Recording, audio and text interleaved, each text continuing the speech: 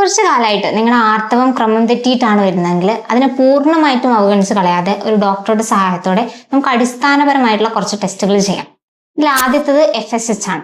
നമ്മുടെ ഓവറിയുടെ അല്ലെങ്കിൽ അണ്ടാശയത്തിന്റെ പ്രവർത്തനം കൃത്യമായിട്ട് നടക്കുന്നുണ്ടോ എന്ന് അറിയാനുള്ള ഒരു ഹോർമോണൽ ടെസ്റ്റാണ് FSH എന്ന് പറയുന്നത്.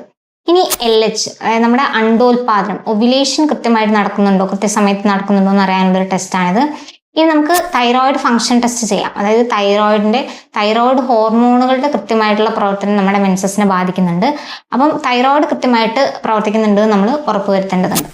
ഇനിയുള്ളത് പ്രൊലാക്റ്റിൻ ആണ്. അപ്പൊ ശരീരത്തിൽ പ്രൊലാക്റ്റിൻ കൂടി നിൽക്കുന്നത് നമ്മുടെ മെൻസസിലുള്ള മാറ്റങ്ങൾക്ക് കാരണമായേക്കാം.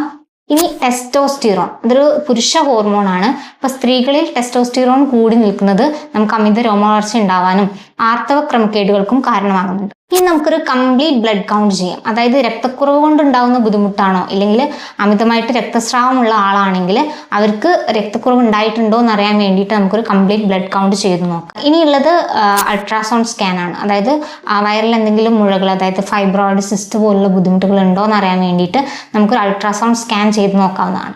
അപ്പം തുടർച്ചയായിട്ട് വരുന്ന നിങ്ങളുടെ മെൻസസിലെ ബുദ്ധിമുട്ടുകളെ നമ്മൾ നോർമൽ ആണെന്ന് വിചാരിച്ച് മാറ്റി നിർത്താതെ കൃത്യമായിട്ട് ഇത്തരം ടെസ്റ്റുകൾ ചെയ്തിട്ട് അതിന് പുറകിൽ എന്തെങ്കിലും കാരണമുണ്ടോ എന്ന് കണ്ടുപിടിച്ച് നമുക്കത് പരിഹരിക്കാം.